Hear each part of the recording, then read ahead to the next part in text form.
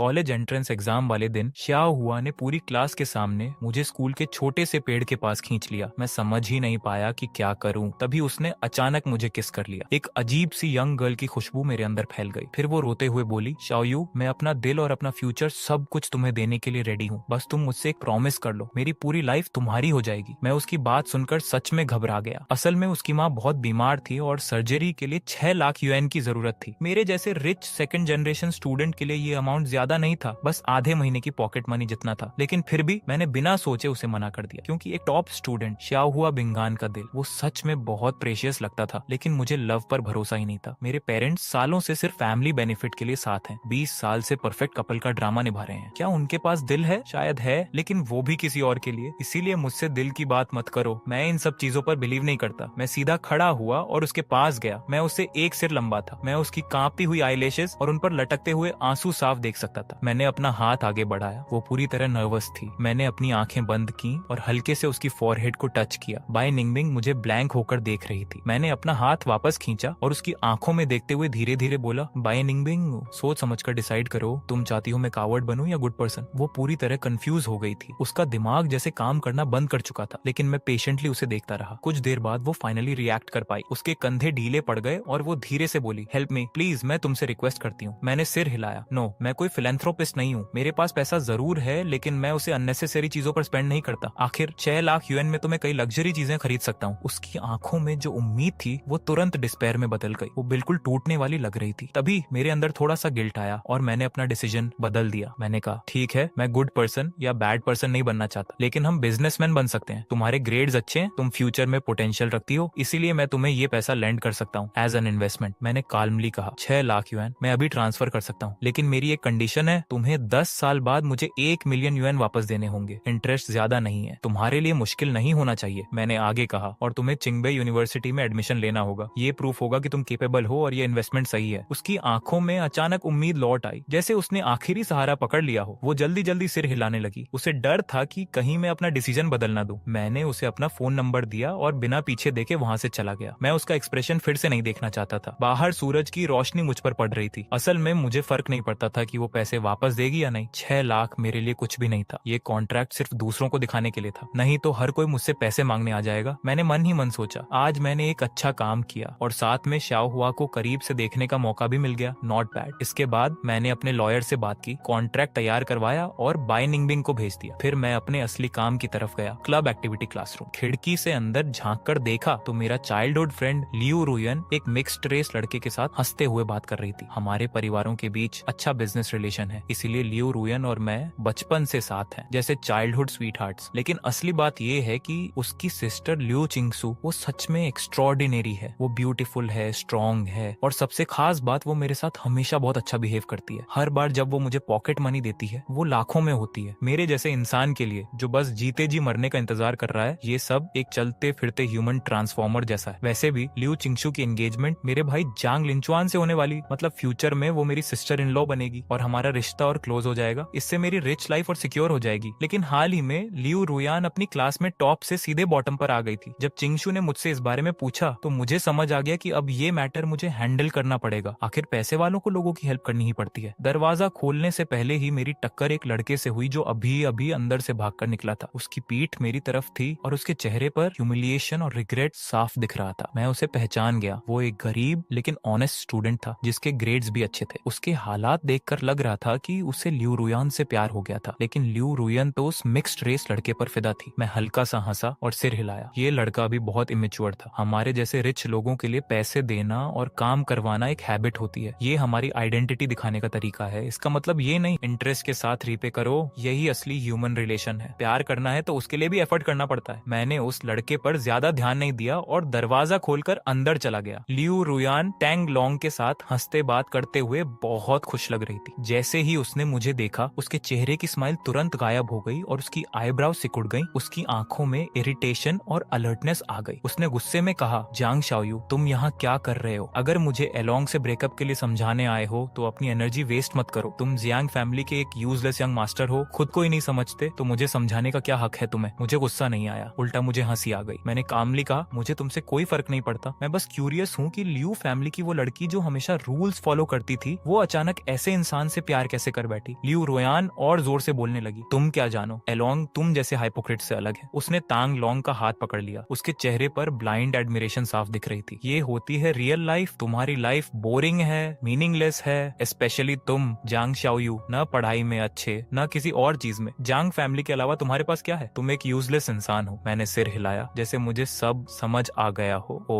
Youth style. शायद उसे लगा मैं उसकी बातों से कन्विंस हो गया हूँ। उसके चेहरे पर प्राइड आ गई। टैंग लोंग भी अब पहले जैसा डरा हुआ नहीं लग रहा था। अगले ही पल मैंने लियू रुयान को ऊपर से नीचे तक देखा, जैसे उसे रियलिटी का एहसास करवा रहा हूँ। वो इंस्टिंक्टिवली पीछे हट गई। टैंग लोंग भी अनईजी हो गया। मैंने उसके पास जाकर कहा, तुम्हें ट्रूथ पसंद है ना, फ्रीडम चाहिए ना, तो बताओ अभी कैसा फील कर रहे हो, क्या ये फ्रीडम है? उसके माथे पर पसीना आ गया, लेकिन वो कुछ बोल नहीं पाया। लियू रुयान मुझे रोकने आई, लेकिन मेरी आंखों को देखकर रुक गई। जो लड़की अभी तक बहुत बोल रही थी, अब एक शब्द भी नहीं बोल पा रही थी। मैं अचानक फियरलेस हो गया। मैंने लियू रुयान का हाथ पकड़ा, जो अभी भी कांप रही थी, और उसे सीधा सिटी के वेस्ट साइड वाले फेमस संजिया होटल के पीछे की गली में ले गया। मैंने उसे कार से बाहर खींचा। वहाँ गंदगी, यूरिन की बदबू और कचरे की स्मेल हवा में भरी हुई थी। लियू रुयन वहीं खड़ी खड़ी उल्टी करने लगी। मैंने गली में घूमती गंदी बिल्लियों और उस माहौल की तरफ इशारा करते हुए कहा, देखो ये है वो यूथ जिसे तुम पसंद करती हो। क्या ये रियल नहीं है? क्या ये फ्री नहीं है? अगर इतना पसंद है तो अभी यहीं छोड़ देता हूँ तुम्हें। उसका चेहरा एकदम सफेद पड़ गया। उसने मेरा हाथ कसकर पकड़ लिया और रोते हुए बोली, I am sorry Zhang Shaoyu, please घर चलते हैं, मैं गलती कर रही थी। उसी समय मेरी नजर कोने में एक फैमिलियर शैडो पर पड़ी। वो टैंग लोंग था। वो धीरे धीरे पीछे हटकर दूसरी तरफ से भाग गया। मैंने उसे रोकने की कोशिश भी नहीं की। ऐसे लोगों के लिए एफर्ट वेस्ट करना बेकार है। लियू रुयान ने भी उसे देख लिया। उसके चेहरे से आखिरी उम्मीद भी खत्म हो गई। वो रोई नहीं, बस पत्थर की तरह खड़ी रह गई, जैसे उसकी सारी इमोशंस खत्म हो चुकी हूँ। मैंने उसे वापस कार में बैठाया। पूरे रास्ते उसने एक शब्द भी नहीं बोला। जब हम लियू हाउस पहुंचे तो वो खुद ही दरवाजा खोलकर अंदर चली गई, अभी भी लॉस्ट सी। मैं कार से नहीं उतरा। मैंने ड्राइवर से कहा कि वापस घर चलो। उस रात मुझे एक मैसेज आया, लियू चिंगचू का था, शाओयू थैंक यू। मैंने बस एक कोल्ड रिप्लाई किया और बात खत्म। अगले 2 दिन लियू फैमिली में सब शांत रहा। किसी ने मुझे डिस्टर्ब नहीं किया। मुझे समझ आ गया कि ये सब लियू चिंगचू की वजह से है। शायद मैंने सही मूव खेला था। मेरी रिच लाइफ अब स्टेबल थी, लेकिन अगला दिन शॉक लेकर आया। टैंग लोंग मर गया एक सडन कार एक्सीडेंट में। मुझे अचानक महसूस हुआ कि मेरी future sister in law Liu Qingchu मेरी सोच से कहीं ज्यादा डेंजरस है। अब मुझे ये फैमिली थोड़ी स्कैरी लगने लगी थी। हर कोई एक परफेक्ट मास्क पहनकर ऑब्स्टेकल्स हटाता जा रहा था। मेरा मैनेजर जांग लिंचुआन ऐसा था, लियू चिंगचू भी वैसी ही थी, और मैं तो बस एक ऐसा इंसान था जो लाइफ में कुछ नहीं करना चाहता, बस एंजॉय करके एंड का इंतजार करना चाहता है। मेरे शरीर में सिहरन दौड़ गई। मैं बिस्तर पर बैठ गया और डिसाइड कर लिया, मुझे तुरंत यहाँ से निकलना होगा। मुझे इन डेंजरस लोगों से दूर रहना होगा। अगले ही सुबह बिना किसी को बताए मैं पैक्ड लगेज के साथ लिविंग रूम में खड़ा था। मेरी माँ आराम से चाय पी रही थी। उसने बस मुझे देखा और कैजुअली पूछा, कहाँ जा रहे हो? मैंने कहा, कहीं और रहने जा रहा हूँ। उसने और कुछ नहीं पूछा, बस अपनी फाइनेंशियल मैगजीन पढ़ती रही। मुझे ये भी नहीं पता था कि मेरा फादर कहाँ है। ये घर अंदर से बिल्कुल ठंडा और खाली था। मैं अपना सूटकेस लेकर उस लग्जरी विला से बाहर निकल गया। मेरे पास ऑलरेडी एक टॉप लेवल अपार्टमेंट था, बस उसे यूज करना बाकी था। वो अपार्टमेंट बड़ा था लेकिन पूरी तरह खाली, फ्रिज भी खाली था। मैंने कार उठाई और पास के सबसे बड़े सुपरमार्केट चला गया। अब मुझे इस नए घर को फूड, स्नैक्स और जंक फूड से भरना था। मैंने शॉपिंग कार्ट उठाया और आगे बढ़ गया। मैं शेल्फ्स के बीच से चल रहा था, बिल्कुल एक स्वीपर रोबोट की तरह, बिना किसी एक्सप्रेशन के बस सामान उठाकर कार्ट में डालता जा रहा था। तभी एक कॉर्नर पर पहुंचकर मैं अचानक रुक गया, क्योंकि स्नैक सेक्शन के कोने में मुझे एक लड़की चुपके से कुछ करते हुए दिखी। वो अपने स्लीव में ब्रेड छुपाने की कोशिश कर रही थी। वो सफेद स्कूल यूनिफॉर्म में, देखने में साफ सुथरी, लेकिन उसके हाथ साफ नहीं थे। मैंने कोई आवाज नहीं की, बस शेल्फ से टिककर खड़ा हो गया और उसे देखता रहा। वो काफी स्ट्रगल कर रही थी। उसका स्लीव छोटा था और ब्रेड बड़ा। उसने कई बार कोशिश की, इतनी नर्वस थी कि उसके माथे पर पसीना आ गया। आखिर उसे कुछ फील हुआ और उसने धीरे धीरे ऊपर देखा। हमारी आंखें मिल गईं। मैं उसे बस घूरता रहा, बिना कुछ बोले, करीब 10 सेकंड तक। उसका चेहरा धीरे धीरे सफेद से लाल हो गया। उसकी बड़ी आंखों में पहले डर आया, फिर पैनिक और आखिर में शेम और ह्यूमिलिएशन। उसके हाथ कांप रहे थे, ब्रेड पकड़ नहीं पा रही थी। एक आवाज हुई और ब्रेड जमीन पर गिर गया। वो जैसे पूरी तरह टूट गई थी, सिर झुकाकर खड़ी हो गई, जैसे जमीन में गड़ जाना चाहती हो। मुझे ये सब बोरिंग लगा। मैं आगे बढ़ा, ब्रेड उठाया और अपने कार्ट में डाल दिया। फिर मैंने पूरे शेल्फ के बिस्किट्स और कैंडीज उठाकर कार्ट में डाल दिए। कुछ ही देर में मेरा कार्ट पूरा भर गया, जैसे कोई पहाड़ हो। मैंने कार्ट उसकी तरफ बढ़ाया। वो अभी भी सिर झुकाए खड़ी थी, नर्वस, जैसे किसी जजमेंट का इंतजार कर रही हो। मैंने अपने पैर से उसके सफेद जूते को हल्का सा किक किया। वो चौंक गई और हल्का सा सिर हिलाया। अगले ही पल जैसे उसे कुछ याद आया और उसने जोर से सिर हिला दिया। मैं इरिटेट हो गया, पहले हाँ फिर ना, क्या चल रहा है, सीधा बोलो। वो डर गई, उसकी आंखें लाल हो गईं, आंसू भर आए। उसने मुंह खोला लेकिन आवाज साफ नहीं निकली। उसके हाथ कुछ इशारे कर रहे थे। मैं एक पल के लिए रुक गया और अचानक समझ आया वो बोल नहीं सकती? वो म्यूट थी। उसे इतना हेल्पलेस और एंशियस देखकर मुझे गुस्सा भी आया और रिग्रेट भी। उस पल मुझे खुद पर गुस्सा आया, जैसे मैं ही बेवकूफ हूँ। मैंने कुछ नहीं कहा, बस मुड़ा और एक और कार्ट लेकर उसे भी फूड से भर दिया। फिर दोनों कार्ट्स लेकर मैं उसके पीछे गया। वो कुछ समझ ही नहीं पा रही थी। मैं एक्सप्लेन करने के मूड में नहीं था। मैंने उसका हाथ पकड़ा और बिलिंग काउंटर तक ले गया। पेमेंट करने के बाद मैं बैग्स उठाकर बाहर आया। वो मेरे पीछे छोटे टेल की तरह चल रही थी। उसके हाथ में कुछ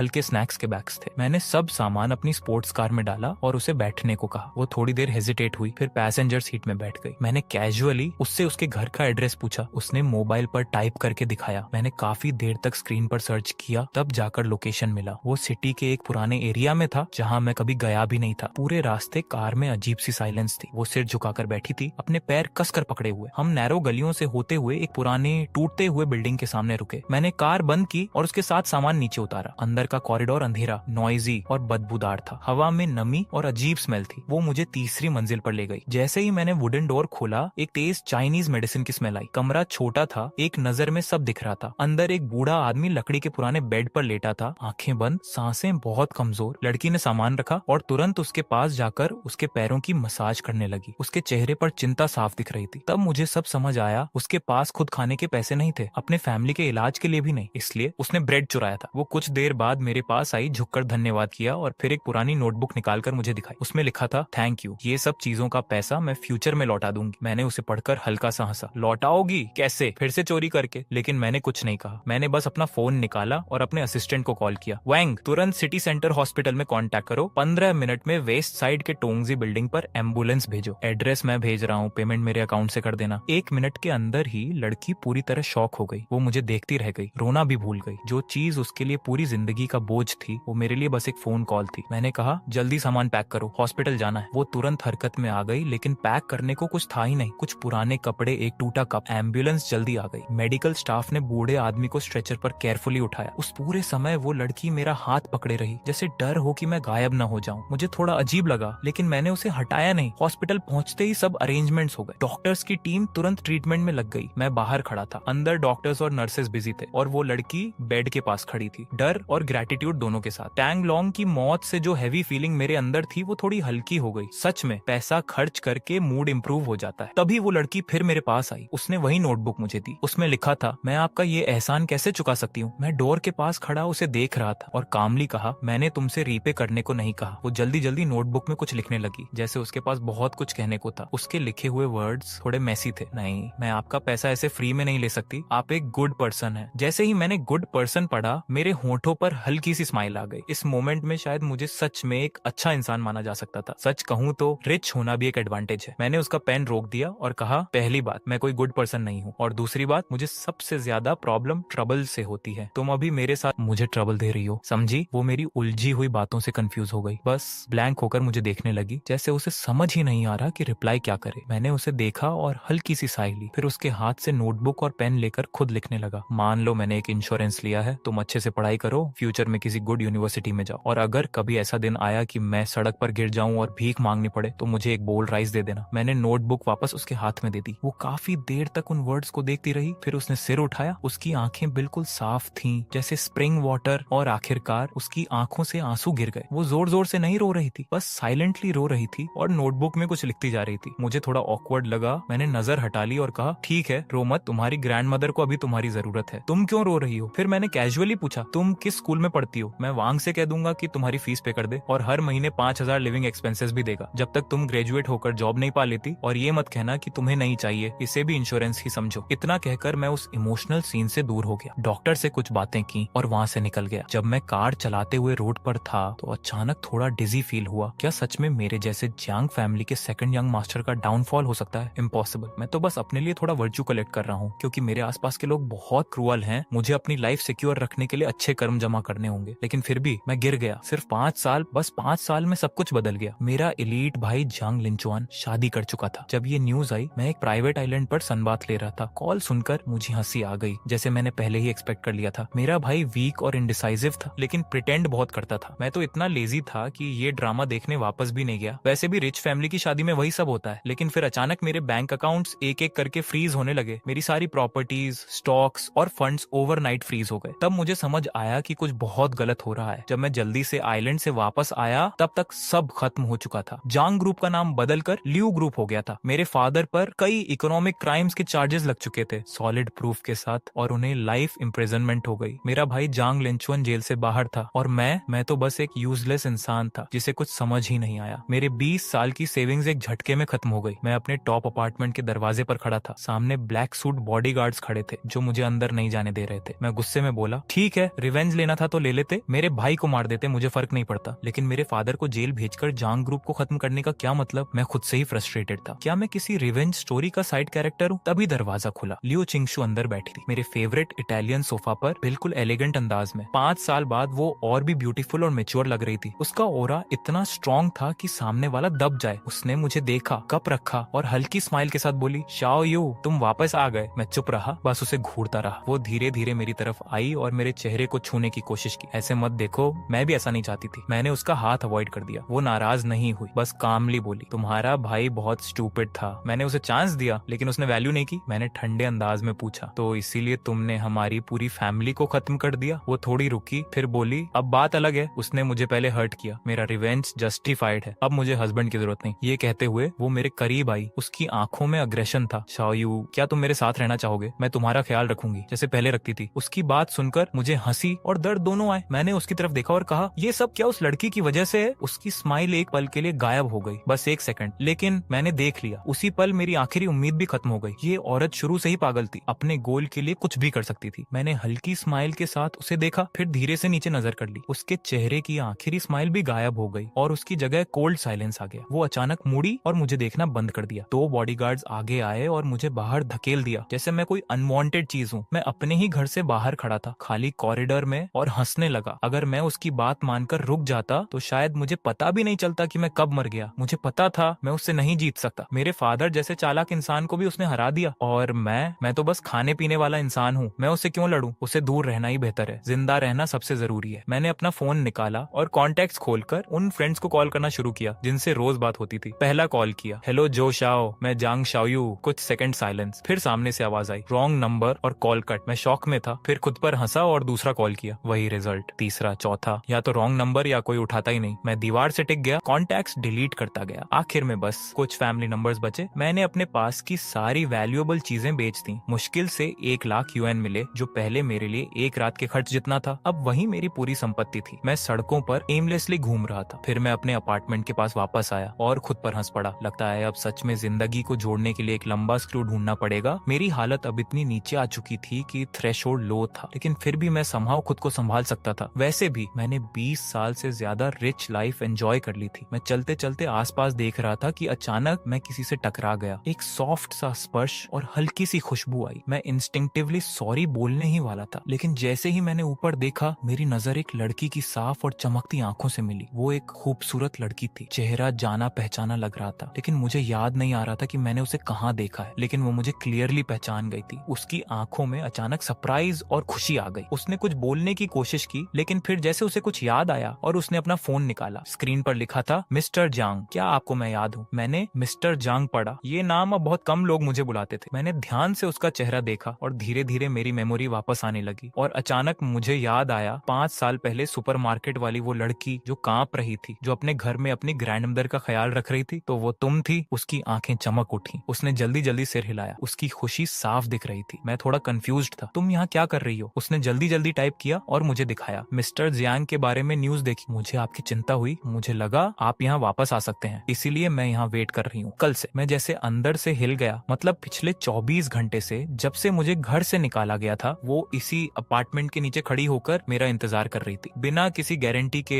एक अजीब सी फीलिंग आई जब मेरे अपने फ्रेंड्स मुझे छोड़कर जा रहे थे। तब एक लड़की जिसे मैं लगभग भूल चुका था, वो मेरे लिए खड़ी थी। मैं बहुत कुछ कहना चाहता था, लेकिन वो मेरी हालत समझ गई। उसने फिर फोन पर लिखा, क्या आपके पास रहने की जगह नहीं है? मैं चुप रहा, जो कि एक तरह से हाँ था। फिर उसने ऐसा कुछ किया जिसकी मुझे बिल्कुल उम्मीद नहीं थी। उसने धीरे से मेरी स्लीव पकड़ी। उसकी पकड़ बहुत हल्की थी। मैं चाहूँ तो आसानी से छुड़ा सकता था, लेकिन उस पकड़ में एक अजीब सी ताकत थी, जैसे कोई इनविजिबल चेन हो जिसने मुझे रोक लिया। वो मुझे खींचते हुए एक कॉर्नर की तरफ ले गई और मैं बिना रजिस्ट किए उसके साथ चल दिया। हम एक छोटे से बेकरी के सामने रुके, जिसका नाम था वेइगवांग बेकरी। दुकान बंद थी, लेकिन अंदर लाइट जल रही थी। उसने चाबी से दरवाजा खोला और मुझे अंदर आने को कहा। दुकान छोटी थी, लेकिन साफ सुथरी। हवा में क्रीम और वीट की खुशबू थी। वो काउंटर के पीछे गई और एक केयरफुली रखा हुआ फाइल निकाला। उसमें से एक पुराना, थोड़ा पीला पड़ पड़ा पेपर निकाला और मेरे सामने रख दी। मैंने देखा वो वही इंश्योरेंस वाला नोट था जो मैंने सालों पहले लिखा था, अगर मैं कभी सड़क पर भूखा रह जाऊं तो मुझे एक बोल राइस देना। उसने उस नोट की तरफ इशारा किया, फिर मेरी तरफ, फिर खुद की तरफ और दुकान की तरफ। उसकी आंखों में ऐसा लग रहा था जैसे वो कोई सीक्रेट प्रॉमिस फुलफिल कर रही हो। फिर वो ओवन के पास गई और एक फ्रेश ब्रेड क्रॉसॉन जैसा निकाल कर मुझे दिया। उसमें कोई पिटी नहीं थी, बस एक नेचुरल रिस्पॉन्सिबिलिटी थी। मैंने ब्रेड का एक बाइट लिया। टेस्ट भले ही लग्जरी बेकरी जैसा नहीं था, लेकिन दिल को एक अजीब सी शांति मिली। मैंने कैजुअली पूछा, यहाँ काम करने के लिए लोग चाहिए? वो एक पल के लिए शॉक हुई, फिर उसके चेहरे पर ब्राइट स्माइल आ गई और उसने जोर से सिर हिलाया। उस दिन मेरी भटकती हुई जिंदगी खत्म हो गई और मेरी बाकी की लाइफ इस छोटी सी बेकरी वेगोंग से जुड़ गई। मेरी बॉस वही लड़की बनी जिसका नाम था सू वे। मेरे दिए हुए पैसों और उसकी बचत से उसने ये बेकरी खोली थी। दुकान छोटी थी लेकिन बिजनेस अच्छा चल रहा था। आसपास के लोग भी उसका ख्याल रखते थे, अक्सर ब्रेड खरीदने आते और उससे बातें करते। अब मैं बेयर पैटर्न वाला एप्रन पहनकर बेकरी में काम करता था, टोस्ट निकालता था और लोग कहते अच्छा है कि अब इसके पास हेल्प है। मैं अंदर से जानता था मैं खुद एक यूजलेस इंसान हूँ, लेकिन फिर भी मेरे आने से उसका बर्डन थोड़ा कम हो गया। अब वो रात में अकेली दुकान बंद नहीं करती थी। हम दोनों ऊपर छोटे से घर में रहते थे। छोटा सा सेटअप था, एक टेबल, 2 चेयर्स, एक सोफा और बालकनी वाला छोटा कमरा। वही मेरा बेडरूम था। वो मेरे पुराने विला के बाथरूम से भी छोटा था, लेकिन मैं यहाँ ज्यादा पीसफुली सोता था। यहाँ कोई स्कीमिंग नहीं थी, कोई हिपोक्रेसी नहीं, बस नीचे बेकरी की हल्की सी खुशबू। मैंने धीरे धीरे नॉर्मल लाइफ जीना सीखना शुरू किया, जैसे घर साफ रखना, खाना बनाना। हालांकि शुरुआत में सब डिजास्टर था। एक बार मैंने शुगर की जगह सॉल्ट डाल दिया और सॉल्टी रेड बीन बना दी। उसने टेस्ट किया, उसका चेहरा अजीब हो गया, लेकिन उसने थूका नहीं, बस पानी पिया और नोटबुक में लिखा, टेस्ट अलग है, अगली बार थोड़ा कम शुगर डालना। मैं उसकी सीरियस फेस देखकर हंस पड़ा। उस दिन के बाद मैंने साइन लैंग्वेज सीखना शुरू किया। रात में फोन पर प्रैक्टिस करता, hello, thank you, good night. धीरे धीरे सब सीखता गया। एक दिन मैंने ऑकवर्ड जेस्चर्स से उसे गुड मॉर्निंग कहा। वो फ्रीज हो गई, फिर उसकी आंखों में चमक आ गई और उसने भी मुझे रिप्लाई किया। उस मोमेंट में मुझे लगा पिछले 20 सालों में मुझे कभी कुछ फील नहीं हुआ, लेकिन अब मुझे लगा कि जिंदगी में कुछ करना वर्थ है। समय के साथ मैं भी इम्प्रूव हो गया। एक बेकार इंसान से एक डिसेंट बेकिंग अप्रेंटिस बन गया। दुकान का बिजनेस भी बढ़ने लगा। हमने बगल की शॉप भी ले ली और स्टोर बड़ा कर दिया। मेरे पास थोड़ा पैसा भी आने लगा, इतना कि मैं अलग रह सकता था। लेकिन जब भी मैंने सूवे से ये बात की, उसने मना कर दिया। अकेले रहना बोरिंग है और तुम्हारे बिना मुश्किल भी। मैंने कई रीजंस ढूंढे, लेकिन आखिर में यहीं रुक गया। सुवेई ने कभी ये नहीं कहा कि वो मेरे होने को कितना इंपॉर्टेंट मानती है, और मैं अब भी लव पे बिलीव नहीं करता था। मेरे फादर और भाई ही मेरे लिए सबसे बड़े एग्जाम्पल थे कि लव जैसी चीज पर भरोसा नहीं करना चाहिए। लेकिन सुवेई के साथ जो पीस मिल रही थी, वो मुझे धीरे धीरे एडिक्टिव लगने लगी। मैंने खुद को समझाया और इन मैसी थॉट्स को दिमाग से निकाल दिया। लगभग दोपहर का टाइम था, मुझे उसके लिए लंच प्रिपेयर करना था। मैं ऊपर जाने ही वाला था कि तभी डोर खुला और एक फेमिलियर फिगर अंदर आई। उसने फॉर्मल सूट पहना हुआ था, perfect makeup, neatly styled hair, पूरा लुक एक सक्सेसफुल बिजनेस वुमन जैसा था। वो बाय निंगबिंग थी, काफी समय बाद मिल रहे थे। उसका पहले वाला सिंपल और फ्रेजाइल लुक अब गायब हो चुका था। अब वो पूरी तरह कॉन्फिडेंट, एलिगेंट और परफेक्ट लग रही थी। उसके पीछे एक यंग लड़का था, शायद उसका असिस्टेंट। उसकी आंखों में कॉन्फिडेंस साफ दिख रहा था। बाय निंगबिंग ने मुझे ऊपर से नीचे तक देखा, खासकर मेरे टेडी बेयर वाले एप्रन पर। उसकी नजर कुछ देर के लिए रुकी, शायद उसे थोड़ा अजीब लगा, लेकिन उसने जल्दी ही अपने एक्सप्रेशन को कंट्रोल कर लिया और मुस्कुराते हुए बोली, चांग शाओयू, लॉन्ग टाइम नो सी। मैंने भी कैजुअली हेलो कहा, लेकिन वो सीधे मुद्दे पर आ गई। उसने एक चेक निकाला और मेरी तरफ बढ़ा दिया। ये 1 मिलियन युएन है। हमारे 10 साल वाले अग्रीमेंट में अभी टाइम बाकी है, लेकिन अब मेरे पास एबिलिटी है, इसलिए मैं ये पैसे पहले ही लौटा रही हूँ। मैंने चेक देखा और बिना ज्यादा सोचे उसे पॉकेट में रख लिया। थैंक्स, ये मेरा राइट है। सच कहूँ तो मुझे उम्मीद नहीं थी कि ये पैसे कभी वापस मिलेंगे, लेकिन उसके साथ आया असिस्टेंट मुझे पैसे लेते देखकर काफी सेटिस्फाइड लग रहा था। बाई निंगबिंग ने बेकरी को देखा और फिर मेरी तरफ देखकर हल्की सिंपैथी वाली स्माइल दी। शाओयू, मैंने तुम्हारे फैमिली के बारे में सुना। अगर तुम्हारे पास अभी कोई प्लेस नहीं है तो तुम मेरी कंपनी ज्वाइन कर सकते हो। मेरी और मेरे हस्बैंड की कंपनी अभी शुरू हुई है, हमें लोगों की जरूरत है। उसका टोन ऐसा था जैसे वो मुझ पर एहसान कर रही हो। मुझे अंदर से इरिटेट महसूस हुआ। पहले वो मेरी डेटर थी, अब वो खुद को सेवियर दिखाने की कोशिश कर रही थी। मैंने उसके असिस्टेंट की आंखों में भी बदलाव देखा, जैसे वो मुझे नीचे समझ रहा हो। तभी मुझे समझ आया वो उस फीलिंग को एंजॉय कर रही थी, किसी को बचाने की फीलिंग। जैसे पहले मैं उसकी सिचुएशन देखकर इंप्रेस्ड हुआ था, अब वो मेरी कमजोरी देखकर खुद को सुपीरियर फील कर रही थी। लेकिन वो मुझसे भी ज्यादा हिपोक्रेट थी, क्योंकि वो इसे काइंडनेस का नाम दे रही थी। मैंने ठंडे टोन में कहा, नो नीड, मैं यहाँ ठीक हूँ। उसकी स्माइल थोड़ी स्टिफ हो गई। शाओयू, गुस्सा मत हो, मैं जानती हूँ तुम पहले क्या करते थे। मैंने उसे बीच में ही रोक दिया। मैंने कहा ना, जरूरत नहीं है। वो कुछ सेकंड चुप रही, फिर बोली, ठीक है, अगर तुमने डिसाइड कर लिया है तो मैं फोर्स नहीं करूंगी। जैसे ही वो मुड़ी, उसका असिस्टेंट तुरंत आगे बढ़ा और उसके हाथ को हल्के से पकड़ लिया। बाई निंगबिंग ने पीछे मुड़कर उसे एक अलग ही स्माइल दी, जो सिर्फ उनके बीच समझ में आती थी। उसी मोमेंट मैंने क्वाइटली अपना फोन निकाला और उनकी एक फोटो क्लिक कर ली। एंगल ऐसा था कि असिस्टेंट का हाथ उसकी वेस्ट के पास दिख रहा था और उसकी स्माइल भी सस्पिशियस लग रही थी। मैंने उन्हें बाय कहा और कैजुअली फोन नीचे कर लिया। फिर मैंने 2 से 3 मिनट में उसके हस्बैंड का पब्लिक ईमेल ढूंढा और वो फोटो एनोनिमसली सेंड कर दी। उसके बाद फोटो डिलीट कर दी। सच कहूं तो मुझे अंदर से काफी रिलीफ महसूस हुआ। लंच के बाद मैं रिलैक्स होकर सोचने लगा कि इस 1 मिलियन यूएन का क्या करूं। इतने पैसे मैंने काफी समय से नहीं देखे थे। अब हमारी लाइफ थोड़ी आसान हो सकती थी। सुवे भी नए इक्विपमेंट के बारे में सोच रही थी। जितना सोचता उतना एक्साइटेड हो। तभी डोरबेल बजी और एक सॉफ्ट वॉइस आई। मैं मुड़ा और देखा लियो रुयान खड़ी थी। आज तो जैसे पुराने लोग लाइन लगाकर आ रहे थे। अगर मुझे सही याद है उसका हस्बैंड चेन वांग 2 साल पहले मर चुका था। मैं काउंटर के सहारे खड़ा रहा बिना एक्सप्रेशन के। उसने होंठ काटे, उसकी आंखें नम थीं। उसका इनोसेंट लुक देखकर एक पल के लिए गिल्ट फील हुआ। वो धीमे से बोली, मैं तुमसे मिलना चाहती थी। मैं हल्का सा हंसा। मिस लियो, क्या काम है? वो तुरंत इमोशनल हो गई। मुझे पता है मैंने पहले बहुत मिस्टेक्स की। मैं हमेशा पैशनेट लव के पीछे भागती रही, लेकिन अब समझ आया कि मुझे एक स्टेबल फैमिली चाहिए। उसकी आवाज में सिंसियरिटी थी, उसकी आंखों में अफेक्शन। वो सीधा मेरी तरफ देख रही थी। जियांग शाओयू, चलो फिर से शुरू करते हैं। मुझे पता है तुम क्या फेस कर रहे हो। मेरी सिस्टर ने गलत किया, लेकिन मैं तुम्हें सपोर्ट कर सकती हूँ। मैंने उसे ध्यान से देखा। वही पुरानी कहानी। मैं हल्का सा मुस्कुराया। फिर से शुरू। हमने कब स्टार्ट किया था? मेरे दिमाग में पुराने सीन्स घूमने लगे। उसका चेन वांग के साथ था, ग्रैंड वेडिंग, उसका रोना, उसे अपनी लाइफ का लाइट बताना, और मैं नीचे खड़ा बस ये सोच रहा था कि ये सब ज्यादा दिन नहीं चलेगा। और सच में 2 साल के अंदर ही वो उस मैरिज से बोर्ड हो गई। पैशन खत्म हुआ और रियलिटी सामने आई। फिर एक नया आदमी उसकी लाइफ में आ गया। चेन वांग ने फाइट करने की कोशिश की, लेकिन फिर अचानक उसकी मौत हो गई। क्या ये सब कोइंसिडेंस था? शायद नहीं। इसके पीछे लियो चिंगशु का हाथ होना पॉसिबल था। मैं वापस प्रेजेंट में आया और लियो रुयान को देखा, जो अभी भी मेरे सामने एक्टिंग कर रही थी। मैंने धीरे से कहा, लियो रुयान, क्या तुम्हें लगता है कि सारे मर्द बेवकूफ होते हैं? उसका चेहरा उतर गया। मैंने काल्मली कहा, तुम्हारे हस्बैंड का फ्यूनरल बहुत ग्रैंड था। मैंने न्यूज देखी थी, तुम बहुत रो रही थी। सच में सैड सीन था, लेकिन अफसोस, उस रात मैंने होटल के बाहर एक आदमी को देखा था जो बिल्कुल तुम्हारी तरह दिख रहा था। मैंने हल्के से कहा, अच्छा होता अगर वो हैंडसम गाय एलिवेटर में थोड़ा लेट चढ़ता। ये सुनते ही लियो रुयान का चेहरा एकदम सफेद पड़ गया। मैंने कैजुअली जोड़ दिया, और हाँ, वो हैंडसम गाय कुछ ही समय बाद बिल्डिंग से गिरकर मर गया था। याद है? वो पूरी तरह हिल गई। मैं एक कदम आगे बढ़ा और उसकी कांपती आंखों में देखते हुए बोला, लियो रुयान, तुम थक नहीं जाती? रोज मास्क पहनकर एक्टिंग करती हो, तुम्हें खुद से घिन नहीं आती? वो पीछे हटती गई और आखिर में डोर फ्रेम से टकरा गई। उसका शरीर पतझड़ के पत्ते की तरह कांप रहा था। वो हकलाते हुए बोली, तुम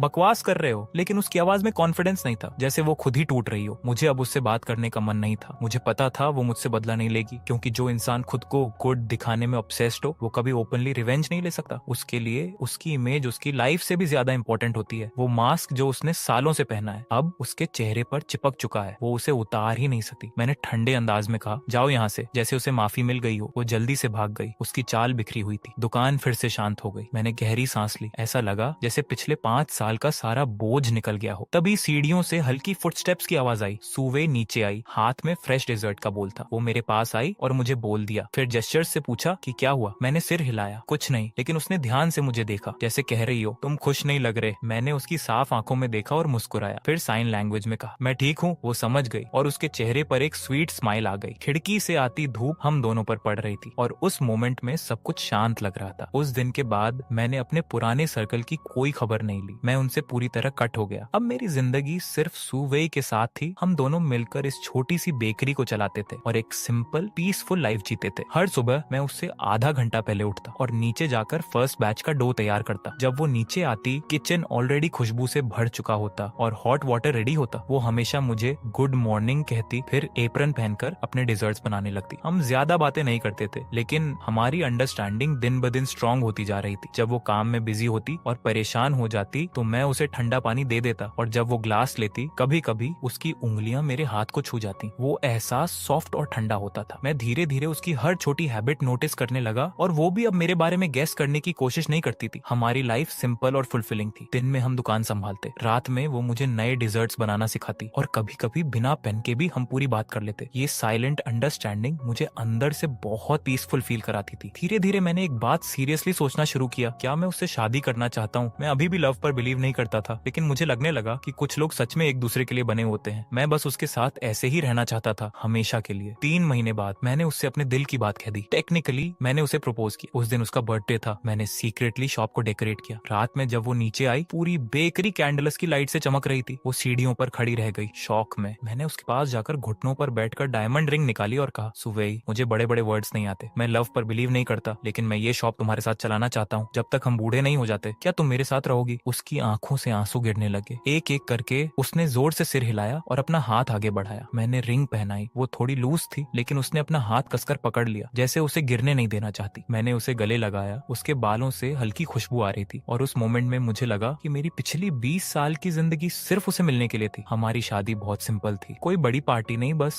कुछ नेबर्स और कुछ क्लोज फ्रेंड्स। मुझे किसी से कुछ एक्सपेक्ट नहीं था, बस वो मेरे साथ थी, यही काफी था। मैं चाहता था कि सुवे को एक डिसेंट और अच्छा वेडिंग मिले। शादी से एक दिन पहले मैं हेयर सैलून गया, खुद को ग्रूम किया और एक अच्छा सूट खरीदा। हमने साथ में उसका वेडिंग ड्रेस चुना। जब उसने उसे पहना, मैं उसे देख रहा था। उस पल मुझे सब कुछ थोड़ा अनरियल लगा। क्या ये सच में हो रहा है? क्या ये खूबसूरत लड़की सच में मुझसे शादी करने वाली है? शादी वाले दिन सब कुछ स्मूथली हुआ। सुवे की ग्रैंड मदर भी काफी रिकवर कर चुकी थी। वो व्हील चेयर पर हमारी वेडिंग में आई। उन्होंने मेरा हाथ पकड़ा और धीमी आवाज में कहा, हमारी श्याओवेई का ख्याल रखने के लिए धन्यवाद। मुझे थोड़ा ऑकवर्ड फील हुआ, क्योंकि सच तो ये था कि उसने मेरा ज्यादा ख्याल रखा था। जब रिंग एक्सचेंज का मोमेंट आया, सुवे के हाथ कांप रहे थे। मैंने उसका हाथ पकड़ा और धीरे से कहा, नर्वस मत हो, ये बस एक प्रोसीजर है। वो हंस पड़ी और उसकी सारी टेंशन खत्म हो गई। फिर वाउस का टाइम आया। मिस्टर जांग शाओयू, क्या आप मिस सुवे से शादी करना चाहते हैं? चाहे गरीबी हो या अमीरी, बीमारी हो या सेहत, क्या आप उन्हें प्यार और प्रोटेक्ट करेंगे? मैंने बिना हेजिटेशन के कहा, आई डू। फिर सुवे की बारी आई। वो बोल नहीं सकती थी, लेकिन उसने जोर से सिर हिलाया और अपने हाथ से साइन किया, आई डू। मैं हंस पड़ा और सबको बताया, वो कह रही है आई डू। जब उसने रिंग को किस किया, उसका चेहरा सेब की तरह लाल हो गया। मैंने उसके लिप्स पर धीरे से किस किया, बहुत सॉफ्टली, जैसे उसे हर्ट न कर दूं। फिर उसके कान में कहा, मिसेस जांग, आगे भी मुझे गाइड करती रहना। वो मेरी बाहों में मुस्कुराई। मेरे क्लासमेट्स आए, मुझे कांग्रेट्स किया। एक दोस्त बोला, शाओयू तुम बदल गए हो, पहले तुम्हें किसी चीज की परवाह नहीं थी, अब तुम एक नॉर्मल इंसान लग रहे हो। मैंने सुवेई को देखा, जो अपनी ग्रैंड मदर से जेस्चर्स में बात कर रही थी, और मुस्कुरा कर कहा, शायद इसलिए क्योंकि अब कोई है जिसकी मुझे सच में परवाह है। शादी के बाद हम अपने छोटे से घर में वापस आ गए। सब कुछ वैसा ही था, बस अब कुछ फ्लावर्स और गिफ्ट्स एक्स्ट्रा थे। सुवे ने वेडिंग ड्रेस उतार कर अपने नॉर्मल कपड़े पहने और किचन में मेरे लिए सपर बनाने लगी। मैं किचन के दरवाजे पर खड़ा उसे देख रहा था। उसकी बिजी फिगर को देखकर मुझे अंदर से एक अजीब सी सेटिस्फेक्शन मिली। यही लाइफ चाहिए मुझे। वो खाना लेकर आई और मुझे खड़े खड़े खोया हुआ देखकर हाथ हिलाया। क्या सोच रहे हो? मैंने कहा, तुम्हारे बारे में। वो शर्मा गई और मुझे हल्के से मारा। फिर नोटबुक में लिखा, जांग शाओयू, अब हम शादीशुदा हैं, तुम्हें रिग्रेट तो नहीं हो रहा? मैंने सिर हिलाया, नहीं, मुझे कोई रिग्रेट नहीं। तुम्हें? उसने लिखा, मुझे भी नहीं, बस थोड़ा अनरियल लग रहा है, जैसे कोई ड्रीम हो। मैंने उसका चेहरा हल्के से पिंच किया। दर्द हो रहा है? उसने मुझे घूरा। फिर नोटबुक में लिखा, ये सपना नहीं है और मैं तुमसे प्यार करती हूँ। जब उसने आई लव यू लिखा, उसकी उंगलियां हल्का कांप रही थी। उसकी आई लैशेस जैसे बारिश में भीगी हुई बटरफ्लाई विंग्स लग रही थी। मैं उस लाइन को देखता रह गया। मेरे दिल में एक अजीब सा एहसास हुआ। ये किसी यंग लव की एक्साइटमेंट नहीं थी, ये एक डीप, हैवी और स्टेबल फीलिंग थी, जो मैंने पहले कभी फील नहीं की थी। मैंने तुरंत पेन छीन लिया और मजाक में कहा, मिसेस जियांग, ये बातें रात में लिखती हो ताकि मैं सो ना सकूं? उसका चेहरा लाल हो गया। मैंने उसे अपने पास खींच लिया, उसके बालों की खुशबू महसूस की, और उस पल मुझे लगा, जियांग फैमिली की सारी वेल्थ, लियू चिंगशू,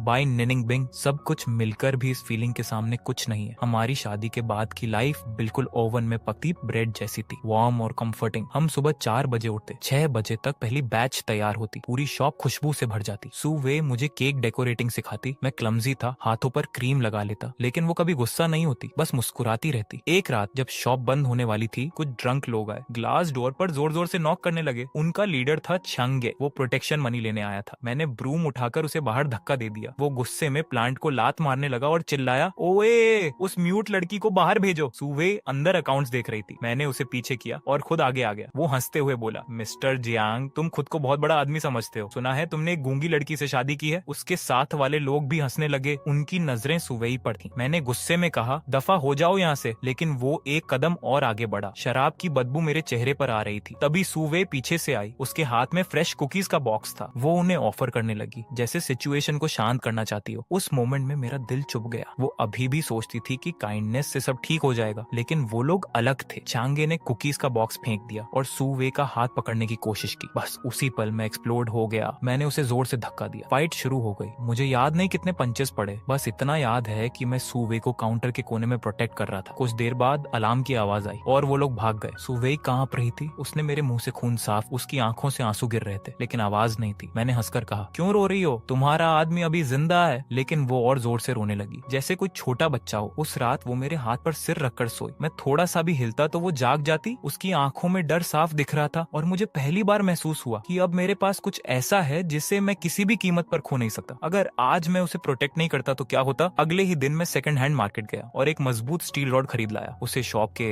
काउंटर के नीचे रख दिया। सुवेई ने देखा तो जोर से सिर हिलाने लगी। मैंने क्वाइटली रॉड उठाकर उसे दिखाया, जैसे कह रहा हूँ मुझे बड़ी बड़ी बातें नहीं चाहिए, खुद को प्रोटेक्ट करना आता है। वो थोड़ा रुकी, फिर नोटबुक में लिखकर दिखाया, मुझे डर है तुम्हें चोट लग जाएगी। मैंने उसके बाल हल्के से सहलाए और कहा, मुझे उससे ज्यादा डर है कि तुम्हें कुछ हो जाए सुवेई, अब मेरे पास सिर्फ तुम ही हो। उसकी आंखें भर आईं और उसने धीरे से सिर हिला दिया। कुछ दिन बाद लियू रोयान फिर से आई, इस बार शॉप में नहीं बल्कि बाहर रोड पर रेड स्पोर्ट्स कार में रुकी। उसने सनग्लासेस पहने थे, आधा चेहरा छुपा हुआ था और वो सीधे मेरी तरफ इशारा कर रही थी। मैं फ्लोर के बोरे उठा रहा था। मैंने उसे इग्नोर किया, लेकिन वो खुद उतरकर डोर तक आ गई और मुस्कुराई। जांग शाओयू, क्या तुम्हारी वाइफ को पता है तुमने बाई निंगबिंग के साथ क्या किया था? उसके टोन में साफ प्रोवोकेशन था। मेरे हाथ से फ्लावर का बोरा छूट गया और जमीन पर गिरते ही सफेद धूल हवा में फैल गई। सुवे भी शॉप से बाहर आ गई, कंफ्यूज होकर हमें देखने लगी। लियू रुयन ने सनग्लासेस उतारे और सुवे को देखकर बोली, बेचारी, ऐसी शादी पर तो पैसे वेस्ट हो गए। मेरा गुस्सा कंट्रोल से बाहर हो गया। मैंने मुट्ठी भींच ली और कहा, लियू रुयन चुप हो जाओ। वो हंस पड़ी। क्या हुआ, डर गए? तब तो तुम ऐसे नहीं थे। जब श्या हुआ तुमसे हेल्प मांग रही थी तब तुम्हें उसे रिजेक्ट करके मजा आ रहा था। अब प्यार का नाटक क्यों कर रहे हो? सुवे उसके वर्ड्स पूरी तरह समझ नहीं पा रही थी, लेकिन माहौल की टेंशन महसूस कर रही थी। उसने धीरे से मेरी स्लीव पकड़ी। उसकी आंखों में चिंता थी। मैंने डीप ब्रेथ लिया, खुद को शांत किया और सुवे की तरफ मुड़ा, लेकिन वो हेजिटेट कर रही थी। तभी लियू रुयान ने अपने फोन से एक रिकॉर्डिंग चला दी। वही आवाज, जंगल में बाई निनिंगबिंग रो रही थी, मैं अपना सब कुछ तुम्हें दे दूंगी, बस मेरी एक बात मान लो। और फिर मेरी आवाज, मैं कोई फिलांथ्रोपिस्ट नहीं हूँ। सुवे का चेहरा एकदम सफेद पड़ गया। वो मुझे और लियू रुयान को देख रही थी। उसके होंठ हिल रहे थे, लेकिन आवाज नहीं निकल रही थी। लियू रुयन ने फोन बंद किया और संतुष्ट होकर बोली, देखा, वो किसी की मदद नहीं करता, बस लोगों की बेइज्जती एंजॉय करता है। तुम्हारी हेल्प भी बस एक मोमेंट की इंटरेस्ट थी। मैं पूरी तरह कंट्रोल खो बैठा। मैं उसका फोन छीनने दौड़ा, लेकिन वो चीखते हुए कार में बैठी और तुरंत निकल गई। मैं और सुवे वहीं खड़े रह गए। हवा में उड़ती धूल के बीच वो सिर झुकाकर खड़ी थी। उसके कंधे हल्के हल्के कांप रहे थे। मैंने उसे छूने की कोशिश की, लेकिन वो इंस्टिंक्टिवली एक कदम पीछे हट गई। वो एक कदम मेरे दिल में चाकू की तरह लगा। रात को शॉप बंद होने के बाद घर का माहौल बहुत हैवी था। सुवे मेरी तरफ पीठ करके बेड ठीक कर रही थी। उसने एक बार भी मेरी तरफ नहीं देखा। मैंने उसका कंधा पकड़कर उसे अपनी तरफ घुमाया। अगर तुम उसकी बात मानती हो तो।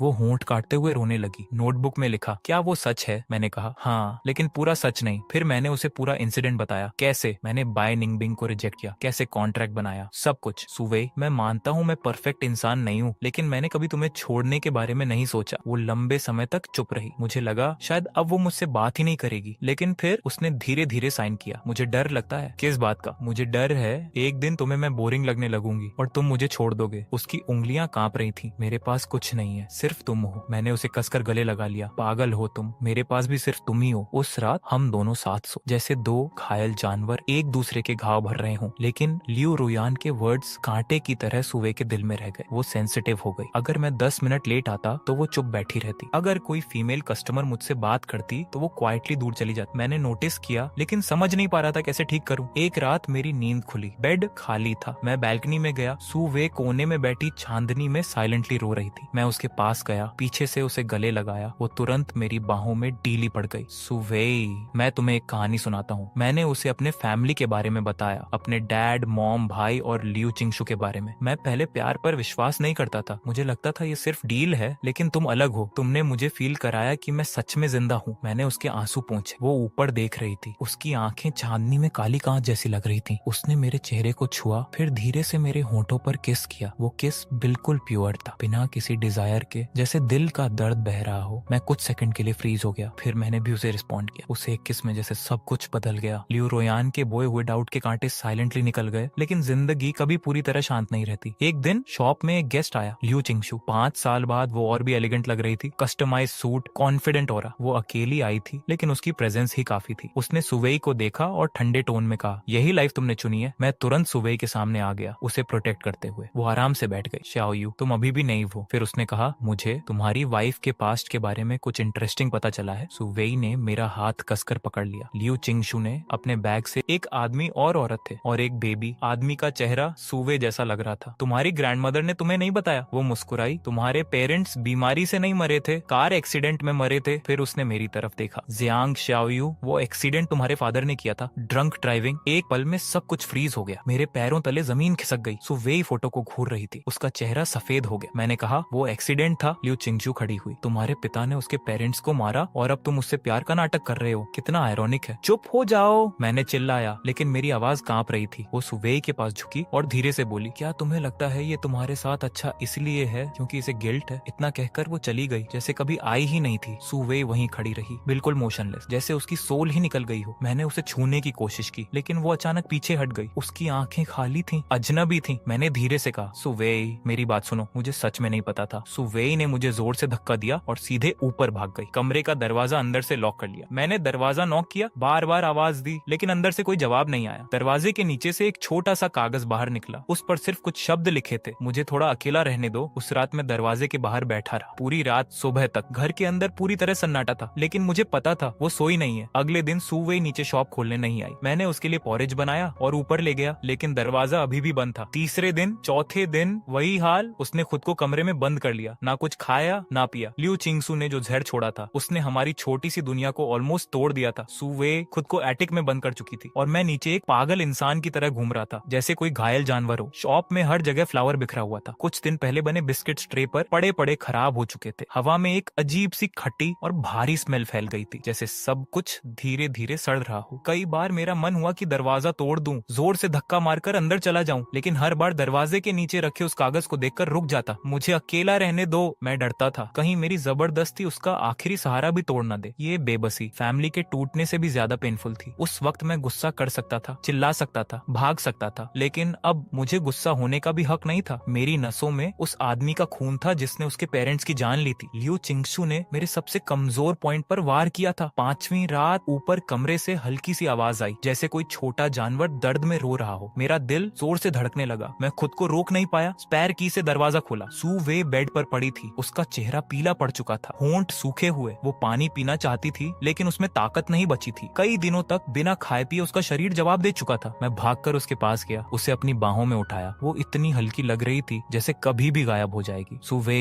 सुवे, मैंने उसका चेहरा थपथपाया, उसकी पलकें हल्की सी हिली। धीरे धीरे उसने आंखें खोली, उसकी नजरें खाली थीं, सीधी मेरे चेहरे पर टिकी हुई। उस पल मैं सच में डर गया, कहीं वो सच में मुझसे छिन न जाए, बिना मुझे मौका दिए सब ठीक करने का। मैं पागलों की तरह नीचे भागा, जल्दी से पॉरेज गर्म किया, थोड़ा पानी मिलाया और वापस आकर उसे छोटे छोटे स्पून से खिलाने लगा। वो मुश्किल से निगल पा रही थी, उसकी आंखें अभी भी धुंधली थीं। मैंने आधा बोल उसे खिलाया, फिर टॉवल से उसका चेहरा और हाथ साफ किए। पूरे टाइम वो एक गुड़िया की तरह पड़ी रही, बस उसकी आंखों से बहते आंसू बता रहे थे कि वो अभी जिंदा है। मैं उसे वापस बेड पर लिटाकर उसके पास ही लेट गया, कपड़े भी नहीं बदले। मुझे डर था अगर मैं दूर गया तो वो गायब हो जाएगी। मैं उसके कान में धीरे धीरे बोलता रहा, मुझे पता है तुम सुन रही हो, तुम मुझसे नफरत कर सकती हो, मुझे ब्लेम कर सकती हो, लेकिन तुम ऐसे नहीं जा सकती। अगर तुम चली गई तो मैं क्या करूंगा? मैंने अपनी जिंदगी में बहुत गलतियां की है लेकिन मैंने कभी किसी को जानबूझकर हर्ट नहीं किया। अगर तुम्हें लगता है मुझे मारने से तुम्हारा गुस्सा शांत होगा तो अभी कर दो, लेकिन खुद को सजा मत दो। तुम्हारी ग्रैंडमदर ने तुम्हें जीने के लिए पाला है। याद है वो क्रॉसॉन जो तुमने मुझे दिया था? वो मेरे लिए सबसे बिटर और स्वीट चीज थी। बिटर क्योंकि मैं तब सेल्फिश था और स्वीट क्योंकि वो तुमने दिया था। ये शॉप वेगुआंग, इसकी रोशनी तुम हो। अगर तुम नहीं रही तो सब अंधेरा हो जाएगा, मेरा सब कुछ खत्म हो जाएगा। मैं पता नहीं कितनी देर बोलता रहा, गला सूख गया, दर्द होने लगा, लेकिन धीरे धीरे उसकी सांसें स्टेडी होने लगी। अगली सुबह मैं उसे कुछ खिलाने के लिए उठने लगा, तभी किसी ने मेरा हाथ पकड़ लिया। मैंने पीछे मुड़कर देखा, सुवेई थी। उसकी आंखों में अभी भी कमजोरी थी लेकिन उनमें हल्की सी रोशनी वापस आ गई। वो कुछ कहना चाह रही थी लेकिन आवाज नहीं निकल रही थी। मैंने जल्दी से पानी लाकर उसे पिलाया, मेरे हाथ कांप रहे थे। आधा पानी गिर गया, उसने थोड़ा सा पिया, फिर मेरी बाहों में आंखें बंद कर ली। इस बार उसके आंसू अलग थे, उनमें होपलेसनेस नहीं, बस थकान थी और उसने मुझे खुद के करीब आने दिया। अगले कुछ दिन धीरे धीरे गुजरने लगे। उसका शरीर ठीक हो रहा था लेकिन दिल के घाव अभी भी गहरे थे। वो पहले से भी ज्यादा चुप हो गई थी। वो मेरे साथ शॉप संभालती थी लेकिन बहुत स्लो, कभी कभी बस एक जगह खड़ी रह जाती। रात को सोते समय उसका शरीर कांपता, पसीना आता। जब मैं उसे पकड़ता उसका दिल तेजी से धड़कता। उसने नोटबुक से लिखना भी बंद कर दिया, सिर्फ छोटे छोटे जेस्चर से बात करती। मैं समझ रहा था लियू चिंगसू के वर्ड्स अब भी उसके दिल में जहर की तरह बैठे थे। वो धीरे धीरे मुझसे दूरी बनाने लगी। मैं खाना देता तो बस देखती रहती, रात को साथ सोने की कोशिश करता तो वो हल्का सा मुड़ जाती। ये दूरी किसी झगड़े से भी ज्यादा पेनफुल थी। मुझे पता था वो अंदर से लड़ रही है, हर चीज को फिर से समझने की कोशिश कर रही है। मेरा प्यार, मेरी हेल्प, मेरी शादी, क्या ये सब गिल्ट था? फिर एक दिन चेंज आया। एक बूढ़ी औरत जो रोज ब्रेड लेने आती थी, उसने हमें एक बड़ा एनवेलोप दिया। कहा ये उसकी तरफ से थैंक्स है। सुवे ने मना किया लेकिन उसने जबरदस्ती दे दिया और कहा तुम दोनों अच्छे लोग हो, आजकल ऐसे लोग कम मिलते हैं, साथ रहो। उसके जाने के बाद सुवे काफी देर तक एनवेलोप लेकर खड़ी रही। खिड़की से आती धूप उसकी आईलैशेस पर पड़ रही थी। मैं दूर खड़ा उसे देख रहा था, डिस्टर्ब करने की हिम्मत नहीं हुई। फिर वो धीरे से मेरे पास आई और कुकी बॉक्स मुझे दिया। फिर दीवार के कोने में रखे रखे पुराने बॉक्स की तरफ इशारा किया। उसमें हमारी शादी की फोटोज और कुछ पुरानी चीजें रखी थी। मैं समझ गया। मैंने वो पुरानी नोटबुक निकाली जो मैंने उसे इंश्योरेंस के लिए दी थी, डस्ट साफ किया और उसे दे दिया। उसने नोटबुक खोली, आखिरी खाली पेज पर लिखना शुरू किया। उसके हाथ अभी भी कांप रहे थे, लेकिन हर शब्द धीरे और भारी था। उसने लिखा, कल मैंने अपने पेरेंट्स को सपने में देखा। वो एक ब्राइट जगह पर थे, वो मुस्कुरा रहे थे। ऐसा नहीं लगा कि वो तुम्हें ब्लेम कर रहे हैं। कागज पर लिखी स्याही हल्की फैल गई थी, लेकिन सुवेई ने लिखना जारी रखा, अगर तुम मेरे साथ सिर्फ गिल्ट की वजह से अच्छे थे तो उस दिन तुम्हारी आंखों में इरिटेशन क्यों था, पिटी क्यों नहीं? तुमने सिर्फ एक फोन कॉल करके सब सॉल्व करना चाहा। फिर जब मैंने तुमसे शादी के लिए हाँ कहा तो तुम मुझे इतनी देर तक क्यों देखते रहे और खुद ब्लश क्यों कर गए? वो मुझे देख रही थी, उसकी आंखों में आंसू थे, कंफ्यूजन भी था और एक उम्मीद भी। वो मुझसे सवाल नहीं कर रही थी, वो जवाब मांग रही थी, ऐसा जवाब जो उसे इस नाइटमेयर से बाहर निकाल सके। मैंने उसकी तरफ देखा जैसे किसी ने मेरे दिल को हल्के से छू लिया हो। मैंने पेन उठाया और उसके लिखे शब्दों के नीचे लिखना शुरू किया, सुवेई, मैं अच्छा इंसान नहीं हूँ। जब मैंने तुम्हारी मदद की तब मैंने इतना कुछ नहीं सोचा था। शायद उस दिन मेरा मूड अच्छा था या शायद मैं ट्रबल अवॉइड करना चाहता था। जब मैंने तुमसे शादी की तब मुझे नहीं पता था कि वो प्यार है या नहीं। बस इतना पता था कि तुम्हारे साथ मुझे आराम मिलता है, थकान नहीं होती। लेकिन अब मुझे साफ पता है, मैं तुम्हें रोते हुए नहीं देख सकता, मैं तुम्हें हर्ट होते नहीं देख सकता। जब तुम दर्द में होती हो तो मैं खुद को रोक नहीं पाता। इसका मेरे फादर से कोई लेना देना नहीं है, इसका सिर्फ एक रीजन है, तुम सुवेई हो। अगर गिल्ट की बात करें तो मुझे सिर्फ एक गिल्ट कि मैं तुमसे पहले नहीं मिला और तुम्हें इतना कुछ अकेले सहना पड़ा और मैं तुम्हें प्रोटेक्ट नहीं कर पाया, जिसकी वजह से तुम्हें फिर दर्द सहना पड़ा। मैंने पेन उसे वापस दे दिया। वो मेरे लिखे शब्दों को देखती रही, उसकी आंखों से आंसू गिर रहे, लेकिन उसके होंठों पर हल्की सी मुस्कान आ गई। वो मुस्कान जो रोने से भी ज्यादा दर्द भरी थी, लेकिन फिर भी सबसे खूबसूरत थी। उसने पेन उठाया और जोर से 3 शब्द लिखे। उसके हाथ अभी भी ठंडे थे, लेकिन उनमें एक फर्मनेस थी जिसने मेरे दिल का सारा अंधेरा दूर कर दिया। उस रात उसने मुझसे पीट करके सोना बंद कर दिया। वो मेरी बाहों में ऐसे सिमट गई जैसे कोई छोटा पक्षी फाइनली अपना घर पा गया हो। उसकी सांसें धीरे धीरे स्टेडी हो गईं और मैं उसकी सांसों की आवाज सुनता रहा। वो मेरे लिए दुनिया की सबसे खूबसूरत म्यूजिक थी। हम दोनों जानते थे कि घाव अभी भी है, शायद हमेशा रहेगा, लेकिन अब हमने उसके साथ जीना सीखना शुरू कर दिया था। और क्योंकि हम दोनों उस दर्द को साथ शेयर कर रहे थे, हमारा कनेक्शन पहले से भी ज्यादा स्ट्रांग हो गया। कुछ दिनों बाद हमने सिटी छोड़ने का फैसला किया, सिर्फ लियू चिंगशू की वजह से नहीं, बल्कि इसलिए भी क्योंकि हम एक नई जगह, नई शुरुआत चाहते थे, जहाँ पास्ट की कोई शैडो ना हो। सुवेई ने बिना सोचे मान लिया। उसके लिए बस एक चीज मैटर करती थी, जहाँ मैं हूँ वही उसका घर है। हमने वेगवांग बेकरी बेच दी, सामान पैक किया और साउथ की तरफ जाने की तैयारी करने लगे। जब नेबर्स को पता चला तो वो हमें विदा करने आए। किसी ने होममेड स्नैक्स दिए, किसी ने आशीर्वाद। एक आंटी ने सुवेई का हाथ पकड़कर कहा, अगर कभी कोई तुम्हें हर्ट करे तो वापस आ जाना, हम हैं यहाँ। सुवेई ने सिर हिलाया और उन्हें अपने हाथ से बने बिस्कुट्स दे दिए। जाने से एक रात पहले हम मटिक में आखिरी सामान पैक कर रहे थे, तभी सुवेई को एक पुराना आयरन बॉक्स मिला। उसमें उसकी ग्रैंड मदर की चीजें थी, कुछ पुरानी फोटोज और वो इंश्योरेंस पेपर जो मैंने सालों पहले लिखा था। कागज पीला पड़ चुका था, लेकिन वर्ड साफ थे। अगर कभी मैं सड़क पर आ जाऊं तो मुझे एक कटोरी खाना देना। वो उसे देखकर मुस्कुराई और फिर रोने लगी। उसने पेन उठाया और पीछे कुछ लिखा, इस जिंदगी में मेरी हर कटोरी का आधा हिस्सा हमेशा तुम्हारा रहेगा। मेरी आंखें भर आईं। मैंने उसे कसकर गले लगा लिया। ठीक है, ये डील पक्की। जब ट्रेन चली तो वो सिटी जिसमें हमारे दर्द और यादें थी धीरे धीरे पीछे छूटने लगी। सुवेई मेरे कंधे पर सिर रखकर सो गई। उसका हाथ अभी मुझे कसकर पकड़े हुए था। सूरज की रोशनी खिड़की से आकर उसके चेहरे पर पड़ रही थी। वो शांत थी, सुकून में। मैंने झुककर उसके बालों को किस किया और आंखें बंद कर ली। मुझे नहीं पता फ्यूचर में क्या होगा, लेकिन इतना पता है वो मेरे साथ है तो जहाँ भी जाएंगे वही हमारा घर होगा। आखिरकार हम समुद्र के किनारे एक छोटे से टाउन में बस गए। हमने अपनी बची हुई सेविंग्स से एक छोटी डेजर्ट शॉप खोली। उसका नाम रखा हाफ बाउल टाइम। सुबह बेकिंग संभालती थी और मैं कस्टमर्स को हैंडल करता था। हमारी जिंदगी धीरे धीरे शांत हो गई। वो भी अपने दर्द से बाहर आने लगी। उसके चेहरे पर फिर से मुस्कान लौट आई। कभी कभी रात को उसे नाइटमेयर आता, लेकिन अब मैं हमेशा उसके साथ होता, उसे पकड़कर शांत करता जब तक वो फिर से सो न जाए। 1 साल बाद एक शाम हम बीच पर हाथ पकड़कर चल रहे थे। सूरज डूब रहा था, हवा हल्की थी। तभी सुवेई अचानक रुक गई। उसने जमीन की तरफ इशारा किया। मैंने उठाया। वो एक छोटा सा ग्लास का टुकड़ा था जिसे समुद्र की लहरों ने स्मूथ बना दिया था। सनसेट की रोशनी में वो चमक रहा था। उसने उसे लिया, कुछ देर सूरज की तरफ देखा, फिर मेरे हाथ में रख दिया और मेरी गर्दन पकड़कर करीब आ गई। उसकी आंखों में चमक थी। उसने जोर से सिर हिलाया। एक गर्म दोपहर, शॉप में कोई कस्टमर नहीं था। सुवेई अगले दिन के केक की प्रिपरेशन कर रही थी और मैं काउंटर के पीछे बैठकर अकाउंट्स देख रहा था। तभी मुझे हल्की सी आहट सुनाई दी। मैंने ऊपर देखा। सुवेई खिड़की के पास खड़ी थी, बाहर देख रही थी। बाहर एक फादर अपनी छोटी बेटी को गोद में उठाए चल रहा था। उस बच्ची की हंसी ग्लास के पार भी सुनाई दे रही थी। मैं धीरे से उसके पास गया। वो अब भी बाहर देख रही थी। उसकी नजर उस फादर डॉटर की जोड़ी पर टिकी थी। जब तक वो गली में गायब नहीं हो गए तब तक। दोपहर की हल्की रोशनी में उसका साइड फेस थोड़ा पैल लग रहा था और उसकी आंखों में ऐसे मिक्स इमोशंस थे जिन्हें मैं सही से समझ नहीं पा रहा था। मैंने धीरे से उसकी आर्म को टच किया तो वो मेरी तरफ मुड़ी और हल्की सी स्माइल दी, फिर सिर हिलाकर इशारा किया कि वो ठीक है और दोबारा बैटर को तेजी से स्टर करने लगी, जैसे वो अपने अंदर की किसी फीलिंग को दबाना चाहती हो। मुझे समझ आ गया कि वो अपने पेरेंट्स के बारे में सोच रही है, वो चाइल्डहुड जो पेरेंट्स के साथ खुशियों और लाफ्टर से भरा होना चाहिए था, वो उसकी लाइफ का ऐसा रिग्रेट है जिसे वो कभी पूरा नहीं कर सकती। लियू जिंगशु की बात एक कांटे की तरह उसके दिल में चुभी हुई थी, जो सनी डेज में भी उसे अचानक हर्ट कर देती थी। उस रात शॉप बंद करने के बाद हम दरवाजे के पीछे छोटे से स्टेप्स पर बैठकर सी ब्रीज एंजॉय कर रहे थे। लहरें धीरे धीरे किनारे से टकरा रही थी और दूर कहीं हल्की सी रोशनी चमक रही थी। सुवे मेरे शोल्डर पर सिर टिकाए चुप थी और मैंने उसका हाथ पकड़ा हुआ था जो थोड़ा ठंडा लग रहा था। मैंने साइलेंस तोड़ते हुए कहा कि क्या हम उनके पास चले। वो थोड़ा स्टिफ हो गई और कंफ्यूजन में मेरी तरफ देखने लगी। मैंने कहा कि चलो तुम्हारे पेरेंट्स से मिलते हैं, मुझे सेमेट्री का पता है जो लियू चिंगसू ने छोड़ा था, हम उनसे बात करेंगे, उन्हें बताएंगे कि तुम अब ठीक हो और मेरी तरफ से सॉरी भी कहेंगे। ये आखिरी वर्ड्स बोलना मेरे लिए बहुत मुश्किल था, लेकिन मुझे लगा ये जरूरी है। सुबह कुछ देर तक चुप रही, उसकी आंखों में आंसू भर गए लेकिन उसने उन्हें गिरने नहीं दिया। उसके अंदर स्ट्रगल और फियर था, लेकिन आखिर में उसने डिसीजन लिया और धीरे से सिर हिला दिया। एक सनी मॉर्निंग हमने शॉप बंद की, व्हाइट और ग्रीन क्राइसेंथेमम्स का बुके लिया और सिटी के बाहर सेमेट्री पहुंचे। वहां बहुत शांति थी, जैसे एक क्वाइट स्लीपिंग प्लेस हो। इन्फॉर्मेशन के हिसाब से हमने उनके पेरेंट्स की ग्रेव ढूंढी जो बहुत सिंपल थी और उनकी फोटो थोड़ी ब्लर हो चुकी थी। सुवे आगे बढ़ी, घुटनों के बल बैठकर फूल रखे और अपनी उंगलियों से टूम्बस्टोन पर जमी धूल और पत्तों को साफ करने लगी। उसका टच बहुत जेंटल था, जैसे कोई ड्रीम हो। वो रो नहीं रही थी, बस चुपचाप साफ कर रही थी। सनलाइट उसके फोकस्ड फेस पर पड़ रही थी और उसमें एक सेक्रेट सा काम था। मैं उसके पीछे खड़ा था। काफी देर बाद वो उठी और मेरी तरफ इशारा किया। मैं उसके पास जाकर उसके साथ खड़ा हो गया। हवा हमारे बालों और कपड़ों को हिला रही थी। सुवे ने टॉम्बस्टोन की तरफ देखा और फिर मेरी तरफ और साइन लैंग्वेज में धीरे धीरे बोलना शुरू किया। हर जेस्चर में उसकी फीलिंग साफ दिख रही थी। पापा, मम्मी, ये जांग शाओयू है, मेरे हस्बैंड। उसने थोड़ी देर रुककर फिर कहा कि ये मेरा बहुत ध्यान रखते हैं। हमारा अपना शॉप है जिसका नाम मिडनाइट टाइम है। लाइफ पीसफुल है और मैं बहुत खुश हूँ। उसने पास्ट की बात को एक्सेप्ट करते हुए कहा कि वो एक टेरिबल एक्सीडेंट था और उसे पता है कि ये शाओयू की गलती नहीं थी, वो अपने फादर से अलग है। उसने मेरी तरफ देखा, उसकी आंखों से आंसू गिर रहे थे लेकिन उसके होंठों पर स्माइल थी। उसने टॉम्बस्टोन की तरफ देखकर कहा कि प्लीज उसे ब्लेम मत करो और मेरी चिंता मत करो, मैं सच में खुश हूँ। उसे अपने पेरेंट्स से मुझे इंट्रोड्यूस करते देख मेरा गला भर आया, आंखें नम हो गईं। मैंने उसका हाथ कसकर पकड़ा और टूम्बस्टोन के सामने झुककर कहा, अंकल आंटी, मैं जांग शाओयू हूँ। सॉरी और थैंक